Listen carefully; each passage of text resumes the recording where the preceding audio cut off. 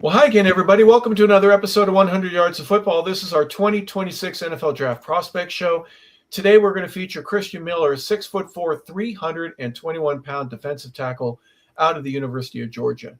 Go Dogs Sick 'em. I'm telling you, this is one of the big guys that we're going to talk about that is very impressive. Doesn't have the greatest 40 time in the combine, but he does some things that really plug up the middle. And we're going to talk about that with Vincent Turner. Joey Clinkscales is also with us. I'm Harper LeBel. And by the way, if you're looking to work out, if you're looking to tone up, shape up, or beef up, visit with Shane at Atlanta Fitness 24/7.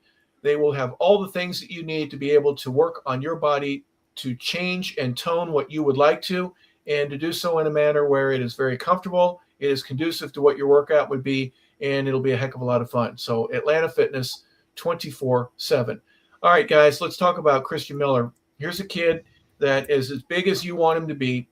And he's out of Cedar Grove, Vincent, right? Great program in high school, was well coached. He gets to hang out with Kirby there at Georgia. He's only a junior, though, so he's a still young guy, but very impressive, hard to block. And he's one of those guys, because of his size, really plugs up the middle. Give me your first thoughts and perspectives when you're talking about a guy that's this big, Vincent. Saw the young man playing high school, and I knew then he was a five-star prospect. He was a man among boys. I think I saw him when he was a sophomore with Cedar Grove, out of DeKalb, Cali, Ellenwood, Georgia. Some very good football players that came out of there. D'Angelo Malone, who's right now was an Atlanta Falcon.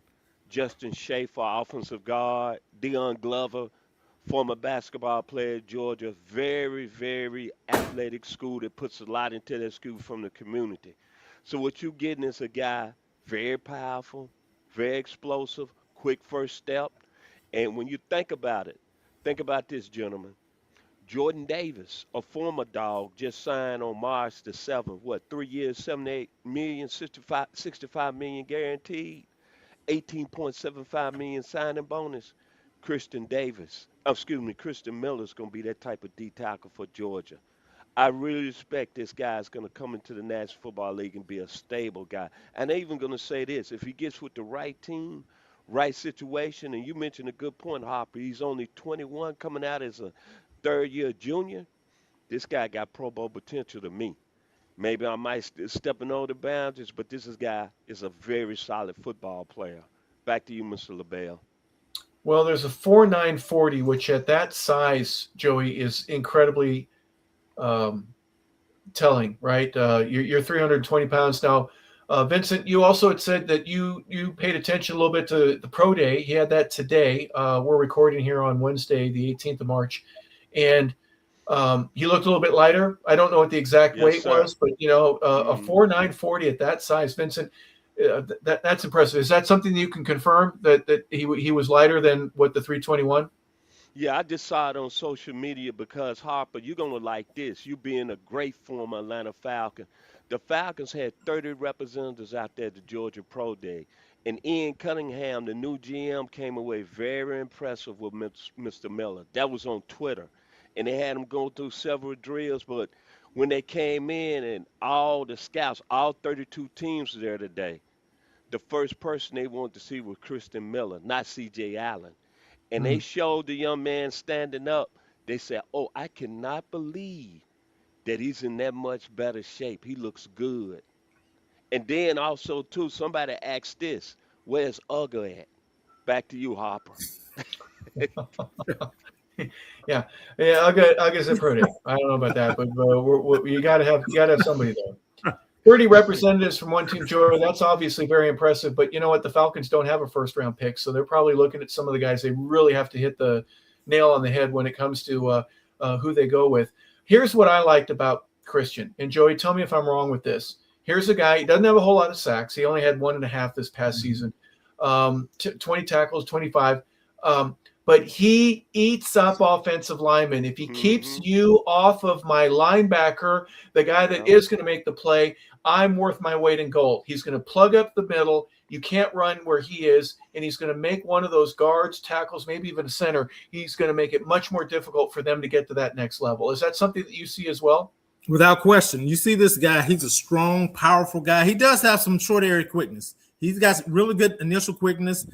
For a big guy, a guy that's 6'4", his pad levels is really good most of the time. Every now and again he'll get high, like they all do, but his pad level is pretty good, and he plays with really good balance. So he's able to lock out versus blockers. He's able to push the pocket from an inside position, from a three technique position, and he also knows how to play versus doubles. So he can eat up two blockers at times, which should free up someone else. So those are the things you like. His point play, he's really strong. He can reset the line of scrimmage with his strength.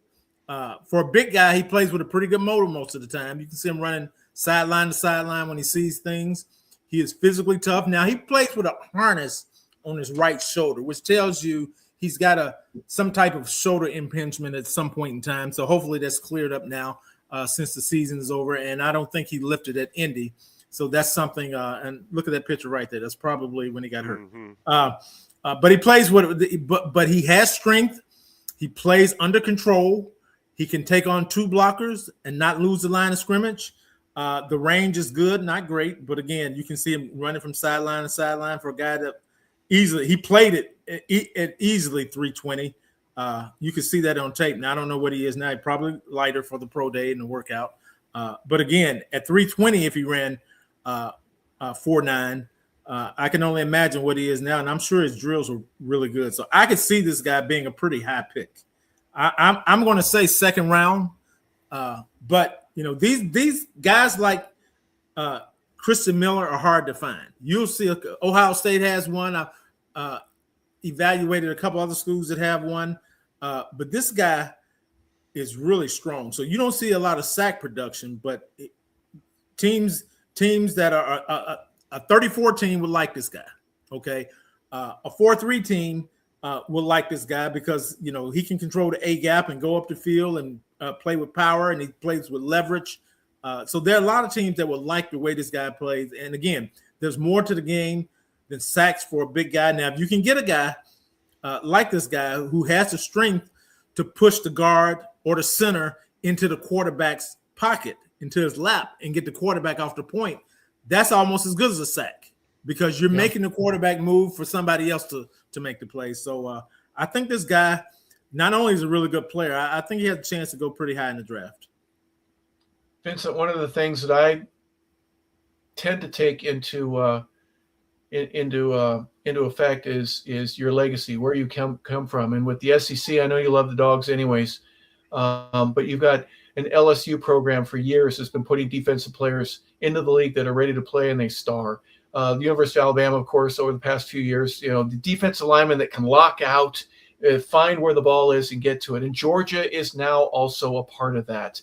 Their recent history in terms of, what Kirby Smart has been able to do and his staff in teaching these defensive guys how to play, how to lock out, how to be better than what the other guys are. You're at Georgia. We're going to teach you a little bit more, and you're going to be pro ready because of what we ask you to do here. How much of that comes into play in terms of what you've been watching about Christen Miller?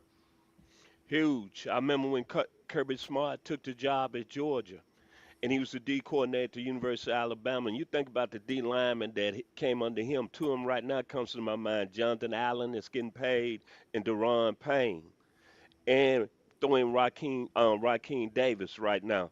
And you Carter, think about right, It's and you a think never ending. it's never ending. And then you think about what he's done at Georgia. And one thing Kirby said when he took over that I took very seriously, he said to build a football team, a championship football team, you got to build the line of scrimmage. We got to get physical on the offensive line. We got to get physical on the D line. And you got to look at what he's been doing, man. If you go back, I don't know how many drafts we could go back, but look since Kirby been there. Jalen Carter, Jordan Davis. Enough said. Now he's got another one in Christen Miller. Man, when I look at Christen Miller, you just pointed out, Harper, he's pro ready, man. I think with any other defensive tackle, and I know a lot of people are high on Caden McDonald, the kid out of Ohio State, who a lot of people saying is first round talent, and a lot of people are high on Kalen Banks, the gentleman at the University of Florida. Found out the combine he had a foot fracture. But man, I tell you what, I put Christen Miller right in the same category as those two gentlemen. I don't see the difference, even though his production wasn't great. But Harper, you brought up a good point. Joy, you brought up a good point. He eats up blockers. And he reminds me a lot of Chris Jenkins Jr., the young man that played in Michigan a couple of seasons ago on the national championship team. Same type of player, I think, when you look at terms of him being able to be physical in that quick first step and tying up blockers, making it easy for the linebackers to get to the play. But getting back to your point, I don't want to get long-winded. What more can you say about Christian Miller? If you take him, he coming out of a program that he's been coached real well by the best coach right now in college football, Kirby Smart. Back to you, Harper. Joey, one of the things that any team would need to do is, just build your defense. Some will say we're going to build from the back forward. We're going to get corners and safeties.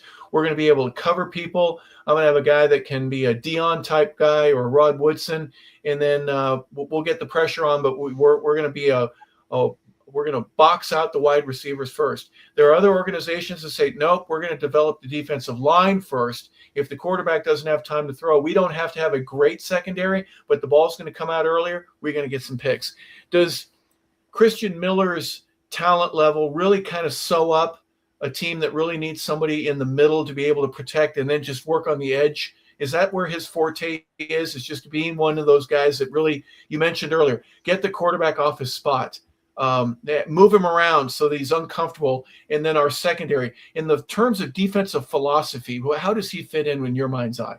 Yeah, the second way that you describe things about building from the inside out would be how I would do it. And I would do it with a player like this because he is strong and he's physical and he's tough and he can eat up blockers and he can, while he may not get the sack, he's strong enough to push the pocket inside to create space for other guys. So I like this player.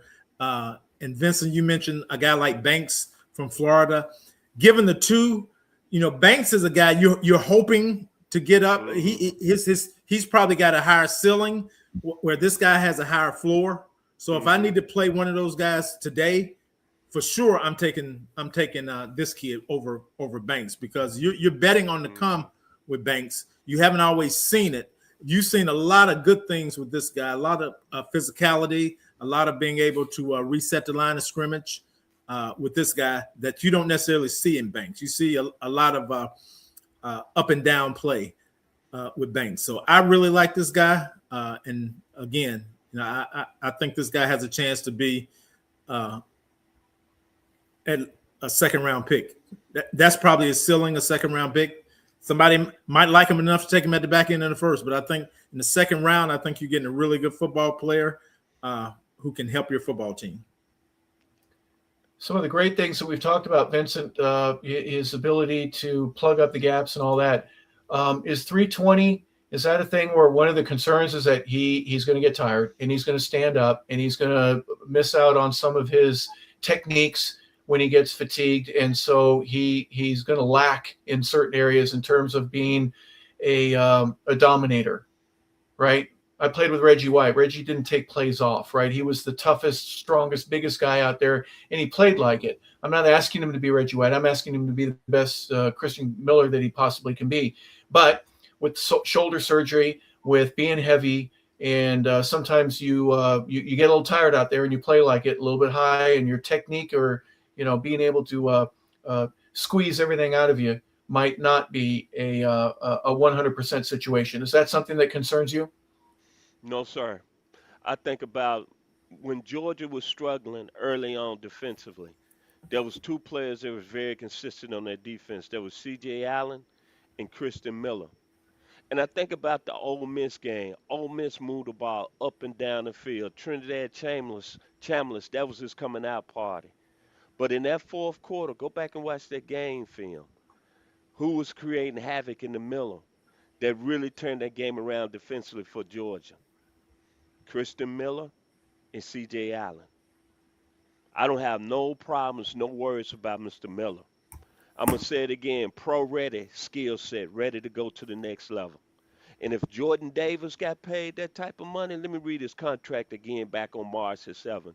3 years, 78 million, 65 million guaranteed, 18.75 million signing bonus. I think in a couple of years, Christian Miller is going to be in that same type of category. Back to you, Mr. Harper LeBel. Well, Joey, final thoughts from you is every team needs to have a guy that can plug the middle on goal line, short yardage plays. If you don't have a guy like Christen Miller, he could certainly be one of those guys that, if nothing else, he's going to be somebody on third or fourth down that you're going to play. And obviously his talent level means that he's going to be on first and second as well. Yeah, I like this player a lot. And at Georgia, they played him in a rotation. You know, he was a starter.